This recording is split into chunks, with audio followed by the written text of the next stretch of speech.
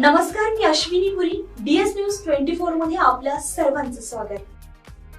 बघणार आहोत बातमीचा सविस्तर आढावा. आमच्या DS न्यूज 24 चॅनलला लाईक करा, शेअर करा, सबस्क्राईब करा आणि बेल आयकॉन प्रेस करायला विसरू नका.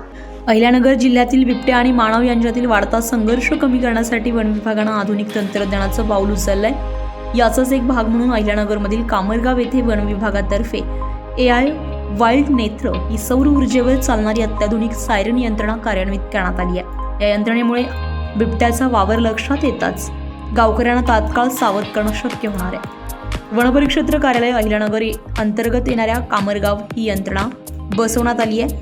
या यंत्रणेमध्ये ॲडव्हान्स कम्प्युटर व्हिजन आणि डीप लर्निंग या प्रगत तंत्रज्ञानाचा समावेश आहे. बिबट्या वन्य प्राण्याचा डेटाबेस या उपकरणात जतन करण्यात आलाय.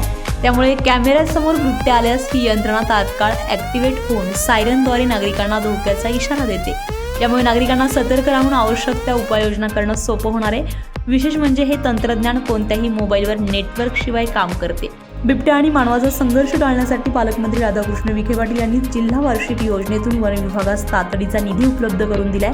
या निधीतून प्रायोगिक तत्त्वावर ही यंत्रणा उभारण्यात आली आहे. उपवन संरक्षक धर्मवीर सालविठ्ठल यांच्या मार्गदर्शनाखाली कामरगाव येथील मुरलीनगर आणि खंडोबा मंदिर परिसरात हा प्रकल्प कार्यान्वित करण्यात आलाय. या प्रणालीमुळे केवळ सायरन वाजत नाही तर बिबट्यांच्या वर्तवणुकीचा अचूक डेटाही वन विभागाला उपलब्ध होणार आहे. त्यामुळे बिबट्या आणि मानव संघर्ष व्यवस्थापनात ही आधारित यंत्रणा अत्यंत उपयोगी ठरणार आहे. DS न्यूज 24 साठी अश्विनी पुरी, अहिल्यानगर. अशाच नवनवीन घडामोडी पाहण्यासाठी पाहत रहा DS न्यूज 24. तोपर्यंत मी अश्विनी आपली रजा घेते. नमस्कार.